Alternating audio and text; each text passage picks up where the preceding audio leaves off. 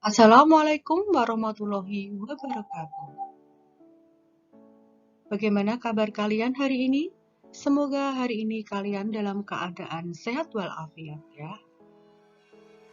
Nah, pada pertemuan materi IPS kali ini, kita akan membahas tentang potensi sumber daya alam Indonesia.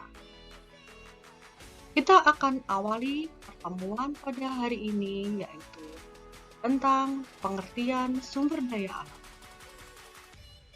Sumber daya alam adalah semua potensi alam yang berada di bumi, baik berbentuk benda mati maupun berupa makhluk hidup yang dapat dimanfaatkan bagi pemenuhan kebutuhan hidup manusia. Berikutnya, pengelompokan sumber daya alam. Sumber daya alam berdasarkan kemungkinan pemulihan dibagi menjadi A. Sumber daya alam yang dapat diperbarui, yaitu sumber daya alam yang dapat dibentuk kembali oleh alam dan hampir tidak dapat habis. Contohnya, berbagai jenis tumbuhan, hewan, air, dan udara. B. Sumber daya alam yang tidak dapat diperbarui, yaitu sumber daya alam yang jumlahnya terbatas dan proses pembentukannya sangat lambat dalam waktu ratusan juta tahun. Contohnya, minyak bumi, gas alam, batu bara, dan bahan tambang lainnya. Yang kedua, sumber daya alam berdasarkan materi. Terbagi menjadi A. Sumber daya alam organik atau hayati, yaitu sumber daya alam yang materi pembentuknya berasal dari dasar hidup yang terdiri dari hewan dan tumbuhan seperti kehutanan, pertanian, perikanan, dan peternakan. B. Sumber daya alam anorganik atau non-hayati, yaitu sumber daya alam yang materialnya berasal dari benda mati yang berupa zat padat, cair, dan gas seperti tanah, batuan, minyak mineral, dan gas alam.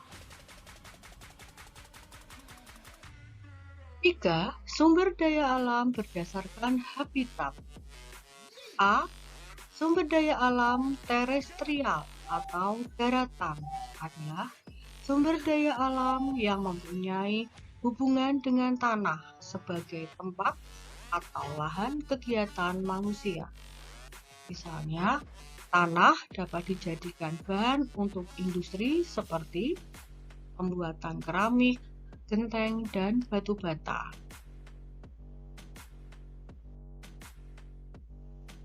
Berikutnya B. Sumber daya alam akuatik atau perairan adalah sumber daya alam yang ada hubungannya dengan air, misalnya danau, sungai, air hujan, dan air laut.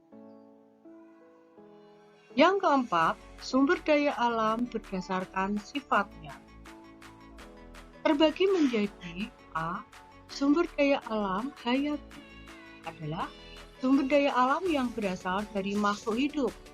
Contohnya, tumbuhan. Tumbuhan bisa dimanfaatkan diantaranya seperti bahan makanan, misalnya dari padi, jagung, gandum, dan lain-lain. Sebagai bahan bangunan, misalnya dari kayu jati, kayu sengon, dan lain-lain. Bisa untuk obat, misalnya dari tanaman jahe, mahkota dewa, dan lain-lain. 2. Pertanian dan perkebunan. Pertanian dan perkebunan di Indonesia menghasilkan berbagai macam tumbuhan komoditi ekspor seperti padi, jagung, kedelai, ubi, sayuran, dan lain-lain.